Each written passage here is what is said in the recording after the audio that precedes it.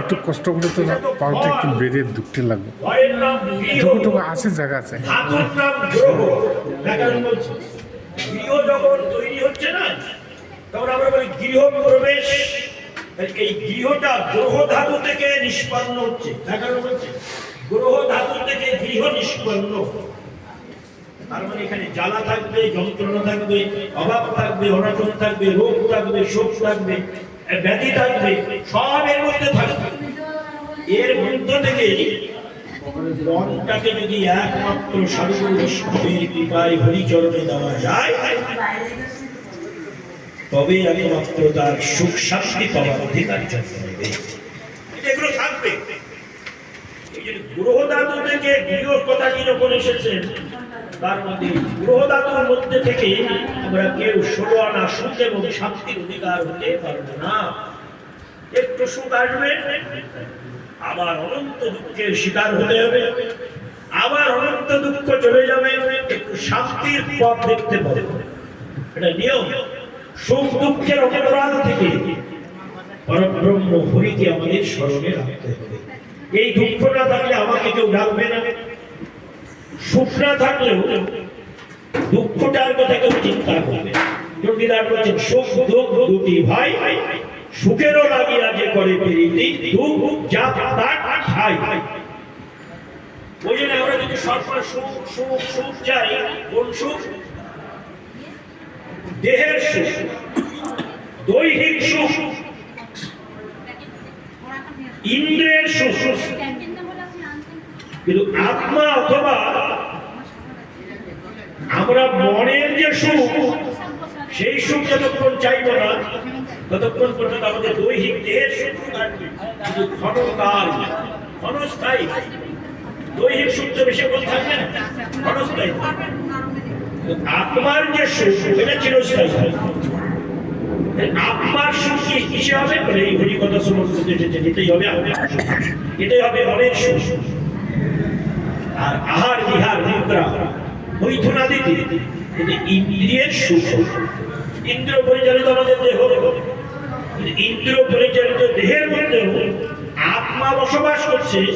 আত্মা বলছে দেখো তোমার আমি এই ঘরে বাস করছি, কিন্তু ঘরের সঙ্গে আমার কোনো টাচ নেই।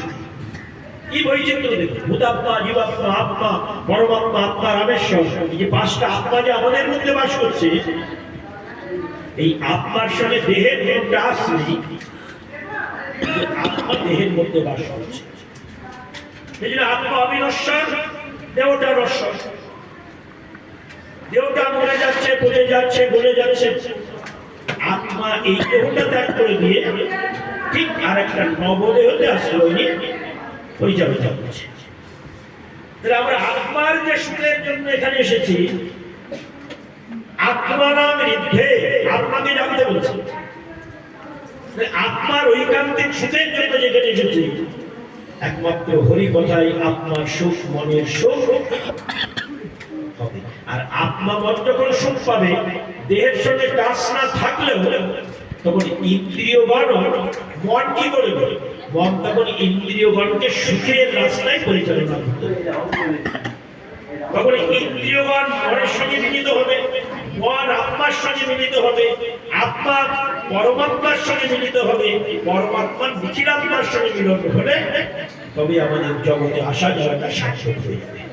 এই জন্য আমাদের এই হরি কথা শ্রবণ করা, হরি নাম করা, হরিভক্তের সঙ্গ করা, ছাড়িয়া বৈষ্ণব সেবা নিস্তার পেয়েছে কিবা অনুপন চেদকে মনে নারায়ণ দাসে কয় জীবের উচিত নয় সাধুগুরু বৈষ্ণব সেবা। বৈষ্ণব সেবা নাই না, এই যে সিদ্ধিদাতা গণেশ বাবু একটা বৈষ্ণব সেবা নাই না, প্রতি বছর করে না হচ্ছে বৈষ্ণব সেবা। ছাড়িয়া নরোত্তমদাস ঠাকুর বসে বলছেন ছাড়িয়া বৈষ্ণব সেবা নিস্তার পেয়েছে কিবা অনুপন চেদকে মনে নরোত্তম দাসে কয় জীবের উচিত নয় সাধুগুরু বৈষ্ণব সেবা। এই মুহূর্তকালের মধ্যে ভূমিষ্ঠ হয়ে গেলেন সুখদেব গোস্বামী। ভূমিষ্ঠ হয়ে তিনি তপস্যা করতে গেলেন। ব্যাসদেব দেখছেন দুর্লভ জনে তোমরা পথে তো অনুমিত্র জগৎ, এই মৃত্যুময় জগতের মানুষ মৃত্যুর জন্য তারা চিন্তায় মগ্ন। তাদের মৃত্যুঞ্জয় এই কথা বলতে হবে যে মৃত্যুঞ্জয়, মৃত্যুকে জয় করা যায় যে কথায়। কিন্তু এই সন্তানকে তপস্যায় বসতে দেওয়া দরকার নেই। যেখানে তপস্যায় বসবে সেখানে কাঠুরিয়াগণকে ব্যান্ডে শিখিয়ে দিলেন, তোমরা কাঠ কাটবে, আওয়াজ করবে যাতে সে তপস্যায় মগ্ন না হতে পারে, এবং তার কর্ণে শ্রবণ করাবে গোলকাঞ্চ পরিত্যাক্তাং লোকানাং ত্রাণকারণাৎ, ওই গোলকপতি হরি ভূমিষ্ঠ হয়েছে মর্ত লোকে। এই কথাটা বারবার সুখদেব গোস্বামীর কর্ণে পৌঁছে। কাঠুরিয়ারা কাঠ কাটতে বলে গিয়ে ওই কথাটাই বারবার বলছে। ওই কথাটা বলে তো ধ্যানে ভগ্ন হচ্ছেন না, তখন ধ্যান ভগ্নের চিন্তা করছে এটা কি সত্য হবে? গোলকের হরি ভূলোকে সেটা যদি হয় তখন যে তত্ত্বদর্শী এক বিশেষ জ্ঞানী পুরুষ মহর্ষি বেদব্যাস, আমার বেদব্যাসের কাছে যেতে হবে কথাটাই প্রকৃতপক্ষে সত্য কিনা গোলকের হরি ভূলোকে আবির্ভূত হয়েছে। এই কৌতূহলে সেখান থেকে চলে আসছেন পিতার কাছে। পিতা জানিয়ে দিলেন গোলকপতি হরি ভূলোকে অবতীর্ণ হয়েছেন, অবতীর্ণ যদুবংশে ভগবান অভূত ভাবনা, এবং তিনি লীলা পুরুষোত্তম। তার লীলা দিয়েই সমস্ত কিছু হবে, এবং তার মধ্যে লীলা মাধুর্য, গুণমাধুর্য, প্রেম মাধুর্য, রূপমাধুর্য, এই মাধুর্যগুলো প্রকাশ করতে তিনি এসেছেন। তখন কাল বিলম্ব না করি পিতৃদেবের কাছে শ্রীমদ ভাগবতকে মস্তকে ধারণ করে নিয়ে তিনি বিলম্ব না করে ছুটতে লাগলেন। ছুটতে ছুটতে সুখতালে উপনীত হলেন, আর সেইখানে সুখদেব গোস্বামীর সংসারে পরীক্ষিত মহারাজের আগমন।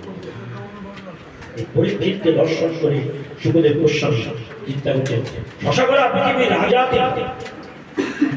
সুখদেব গোস্বামী প্রবেশ করে মুনি ঋষিদের দর্শন করে বলছেন যে আপনারা বিশাল বলেন কেন? আমার সপ্তাহকাল পরমায়ু বলি, আপনারা বিচলিত হবেন না কেউ। 7 দিন পরে আমার মৃত্যু হবে জানি, কিন্তু এই মৃত্যুটা নূতন মৃত্যু নয়। অনেকবার মৃত্যুবরণ করেছি, অনেকবার জন্ম নিয়েছি, কিন্তু সেই জন্মে যে মৃত্যু হয়েছিল সেই মৃত্যুর এত আনন্দ উপলব্ধি ছিল। এবার মৃত্যুটা আনন্দের উপলব্ধিতে আমি এসেছি।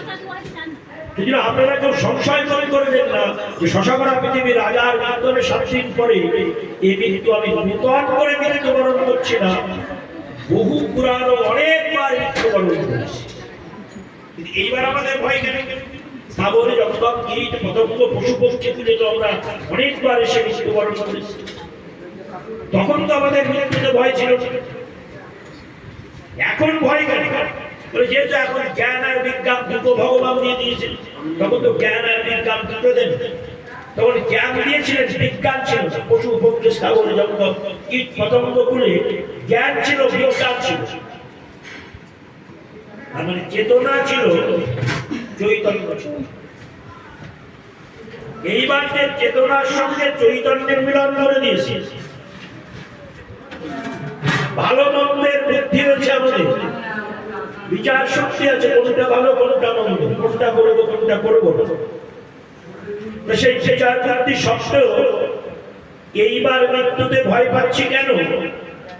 যে এইবার একটা আকর্ষণীয় জন্ম, তো ঘর বাড়ি টাকা পয়সা বিষয় পরিবার স্ত্রী পুত্র পরিজন আত্মীয় স্বজন নাতি নাতনি অনেক কিছু পেয়েছেন। অনেক কিছু পাওয়াতে মনটাও একটা মন, স্বতন্ত্র স্বাধীন মন পরাধীন করে দিয়েছে। মনটাকে খন্ড খন্ড খন্ড খন্ড করতে করতে করতে করতে সবাইকে একটু একটু করে সবার কাছে মনটা বিতরণ করে দিয়েছে। এখন ভয় পাচ্ছি কেন? যেহেতু এই মনটা অভয়ের চরণারবিন্দ, অভয়ের কাছে দেওয়া নেই বলে আমাদের মৃত্যুতে ভয়। প্রথম থেকে মনটা যদি অভয় করে দিতাম ভগবান শ্রীকৃষ্ণের চরণ অভয় চরণারবিন্দ, তাহলে কিন্তু এই মৃত্যুতে ভয় হতো না। যেহেতু পরীক্ষিত মহারাজ ওই মাতৃগর্ভে দর্শন করেছিলেন বিষ্ণুরূপ, সেই কথাটা স্মৃতিপটে আছে।